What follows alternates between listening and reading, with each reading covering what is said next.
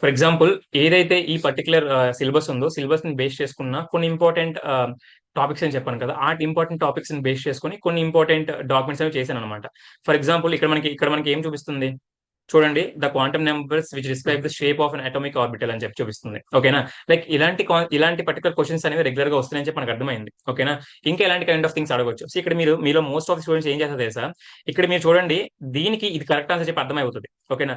Remaining ఏవైతే ఉన్నాయి, ML గానీ, ఎంఎస్ గానీ, ఎన్ గానీ, ఇవి కూడా వేరే ఏదో ఒక పర్టికులర్ క్వశ్చన్, వేరే ఏదో ఒక పర్టికులర్ క్వశ్చన్ ఆన్సర్స్ అయి ఉంటాయి లేవా? మీకు అర్థమైందా? ఒకసారి చెప్పండి, నాకు అర్థమైందా లేదనేది. మీరు ఎలా అనాలిసిస్ చేయాలని చెప్తున్నాను చూడండి. మీరు ఎలా అనాలిసిస్ చేయాలి, అసలు ప్రీవియస్ క్వశ్చన్ పేపర్స్ అనేవి ఎలా అనాలిసిస్ చేయాలని చెప్పి. అండ్ మన దాంట్లో ఉన్న ఒక స్టూడెంట్కి, నేను ఈసీ స్టూడెంట్కి నేను ఒక క్లారిటీ ఇచ్చాను దీని మీద. ఒకసారి మీరు ఇంకా క్లియర్గా చెప్తాను చూడండి. ఫర్ ఎగ్జాంపుల్, ఓకేనా? సో మీరు ఈ పర్టికులర్ డాక్యుమెంట్ చూసారా లేదా? One second guys. ఈ పర్టికులర్ డాక్యుమెంట్ చూసారా లేదా? క్వాంటమ్ నెంబర్స్ నాకు చెప్పండి, క్వాంటమ్ నెంబర్స్ డాక్యుమెంట్ కనబడిందా లేదా? కనబడుతుందా ఎవ్రీవన్? కనబడుతుంది. Yes, okay. ఇక్కడ చూడండి, మనకి నార్మల్ గా ప్రిన్సిపల్ క్వాంటమ్ నెంబర్ ఏదైతే ఉందో, ప్రిన్సిపల్ క్వాంటమ్ నెంబర్ కి ఎన్ సింబల్.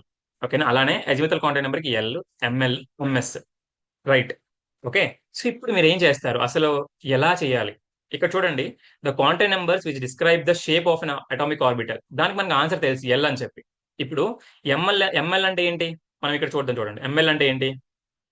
ఎంఎల్ అంటే మ్యాగ్నెటిక్ క్వాంటమ్ నెంబర్. అంటే ఇప్పుడు ఆ పర్టికులర్ ఏదైతే క్వశ్చన్ ఉందో, ఈ క్వశ్చన్ కి ఓన్లీ ఇది ఒకటే ఆన్సర్ అయి ఉండొచ్చు, ఎల్ ఒకటే ఆన్సర్ అయి ఉండొచ్చు. రిమైనింగ్ రాంగ్ ఆన్సర్స్ ఏవైతే ఉన్నాయో, ఎంఎల్ గానీ, ఎంఎస్ గానీ, ఎన్ గానీ ఏవైతే ఉన్నాయో, అవి కూడా వేరే క్వశ్చన్ కి.